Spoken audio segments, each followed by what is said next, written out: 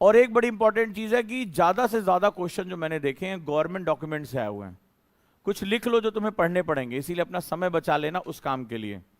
फिर से कह रहा हूं, जैसे मैंने तुम्हें बताया कि ये क्वेश्चन मैंने डाउन टू अर्थ से सीधे पढ़ाया था, जो सीधे सीधे ये जो है आर्टिकल है। जब मैंने आरएफआर की क्लास ली थी, तीसरी क्लास, तो मैंने यही टॉपिक उसमें पढ़ाया था, क्वेश्चन कराए थे, डिस्कशन किया था, सीधे क्वेश्चन आया है 10 नंबर का। तो वो डाउन टू अर्थ से सीधा क्वेश्चन है वो, ठीक है। तो कुछ चीजें आपको पढ़नी पड़ेगी, जैसे India year book, India year Bharat release होने वाली है।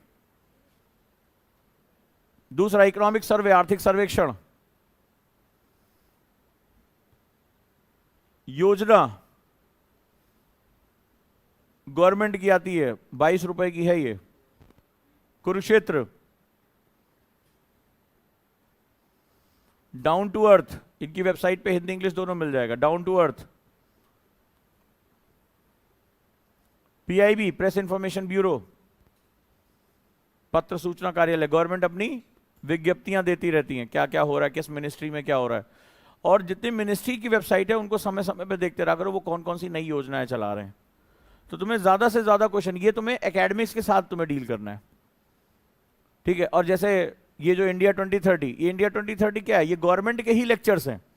इन्होंने जो इसके, जैसे नीति आयोग का कोई सदस्य है, विवेक देबरॉय साहब, या कोई जैसे अमिताभ कांत साहब का कोई लेक्चर है, तो ये लोग क्या होता है जाके सेरेमोनियल लेक्चर्स देते हैं अलग अलग जगह पे, जैसे किसी हिंदुस्तान टाइम्स पे, या उनके कॉन्क्लेव्स होते हैं।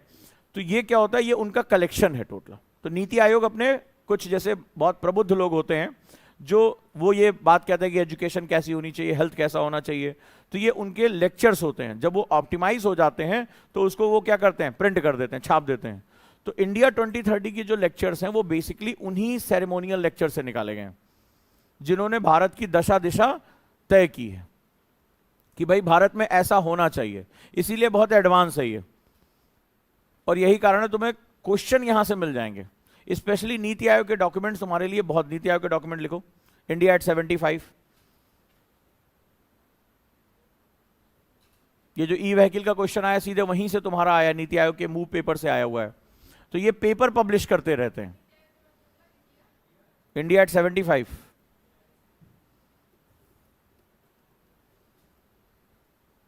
तो ये ध्यान रखना कि ये बहुत ज्यादा इंपॉर्टेंट है, क्योंकि ये कंटेम्प्रोरी टॉपिक्स पे बात कर रहे हैं। तो तुम्हारे जो एकेडमिक बुक्स हैं उनका वेटेज अब धीरे धीरे कम हो रहा है, और जो इनका है वो वेटेज बढ़ता जा रहा है, क्योंकि आसपास जो हो रहा है उस पर वो चाहते तुम्हारी नजर बनी रहे। लेकिन नजर बनाने के लिए तुम्हें क्या चाहिए, नजर चाहिए, ठीक है। कहीं पे निगाहें, कहीं पे निशाना नहीं चाहिए। तो नजर किसे कहते हैं, जिस भी शब्द का प्रयोग करो, मैं फिर से कह रहा हूं, हैंडल विथ केयर, उस शब्द के बारे में जानने की कोशिश करो। जैसे डिस्क्लाइजेशन, एक शब्द समझ के तुम्हारे 2 क्वेश्चन हो जाते हैं अगर तुमने उसको सही तरीके से समझ लिया। तो जो भी, जैसे ई व्हीकल, ई टेक्नोलॉजी, हम बड़े कैजुअल यूज कर देते हैं, लेकिन अगर आप इसके पीछे, हैंडल विथ केयर के पीछे 2 कॉन्सेप्ट काम करते हैं, रीजन एंड इफेक्ट, कारण और प्रभाव। अगर ये तुम्हारे दिमाग में है तो यूपीएससी तुम्हारा है। बहुत इजी पेपर है ये, बहुत इजी पेपर है।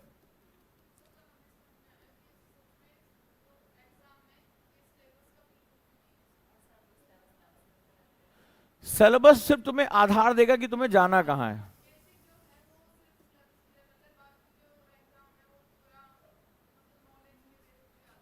लगातार तुम्हें अपडेट रहना पड़ेगा, लगातार। मतलब अपनी लाइन से बाहर, जैसे मैं, I am the first person who taught Tamil Nadu, I am the first person who taught India at 75। NITI Aayog के 15 क्वेश्चन आए थे सीधे, 15 क्वेश्चन मेंस में सीक्वेंस से, मेरे पास अभी भी स्क्रीनशॉट रखा हुआ उसका। 15 क्वेश्चन सीक्वेंस से डायरेक्ट बैठ के आए। वो इतना पावरफुल डॉक्यूमेंट था जब नीति आयोग ने उसको निकाला था। और मेरी वो क्लास की, वो मतलब उसमें ये था कि मेरी एक कुर्सी थी वो भी चली गई थी दिल्ली में, जब मैं पढ़ा रहा था मेरी इकलौती कुर्सी थी, वो भी स्टूडेंट को देनी पड़ी।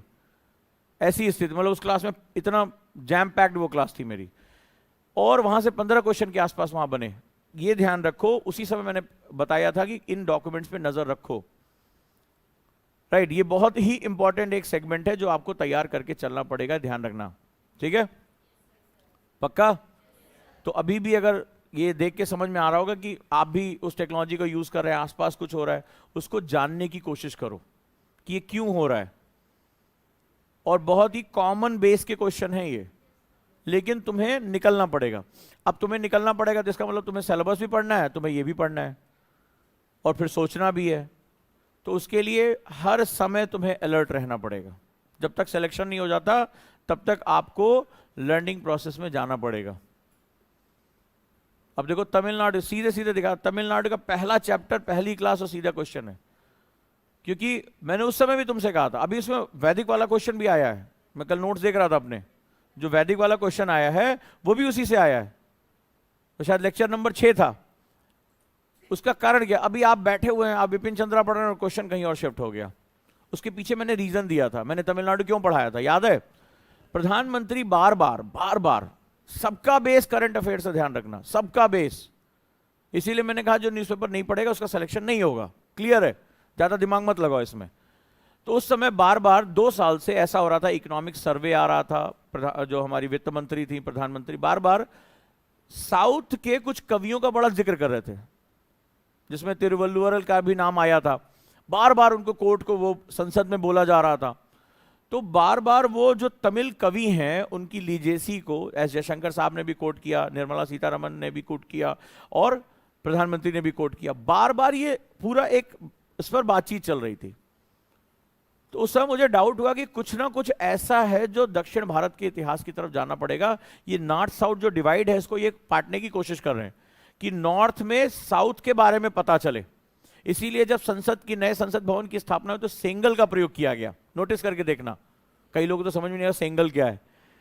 वो दंड जो था, बस तुम लोग आप समझ में आ गया, तुम लोग इस ग्रह के नहीं हो और ना तुम इस ग्रह वाला यूपीएससी तुम नहीं देना चाहते हो, तुम किसी और ग्रह का तुम्हारा चल रहा है एग्जाम। तो सेंगल का प्रयोग किया था। तो दक्षिण भारतीय प्रतीकों का प्रयोग किया जा रहा है क्योंकि नॉर्थ साउथ डिवाइड के इस ब्रिज को वो भरना चाहते हैं, जो मूल तत्व उसको जोड़ना चाहते हैं। मुझे उस समय डाउट हुआ तो मैंने कहा इतिहास पढ़ाने का एक तरीका क्यों ना मैं तमिलनाडु से शुरू करूं, वहां जो इतिहास है वो बड़ा। और देखो चूंकि क्या है, मैं लबासना जाता रहता हूं, तो लबासना जाते जाते मुझे वहां दिखाई पड़ा कि मोस्टली प्रोफेसर साउथ के हैं। ठीक है, आज की डेट में जो डीओपीटी में भी जो बड़े बड़े ऑफिसर हैं वो साउथ के हैं। तो ऑब्वियस सी बात है कि जब ये सारा तामझाम होगा, ये मैंने एक एनालिसिस किया कि क्या होने जा रहा है, इसी वजह से इतने क्वेश्चन यहां से आए। उसका कारण है कि वो डोमिनेंस एक तुम्हें दिखाई पड़ता है वहां पे, नो डाउट एजुकेशन में डोमिनेंस है, इसमें कोई डिनाई नहीं कर सकता। ठीक है, चाहे आप जितने भी अधिकारी तुम देख लो, या तो साउथ कैडर से हैं या साउथ से हैं आज की डेट में। तो वो पेपर बनाते समय रिसोर्स यूज करेंगे, इसीलिए द हिंदू का इतना वर्चस्व बना हुआ है। ऐसा नहीं कि बहुत खास लिख रहा है, वो लेफ्टिस्ट आइडियोलॉजी के साथ लिखता है, लेकिन डोमिनेंस बना हुआ है उसका। उसी डोमिनेंस की वजह से तुम्हें उसको, मैंने वो ट्रैक फॉलो कर लिया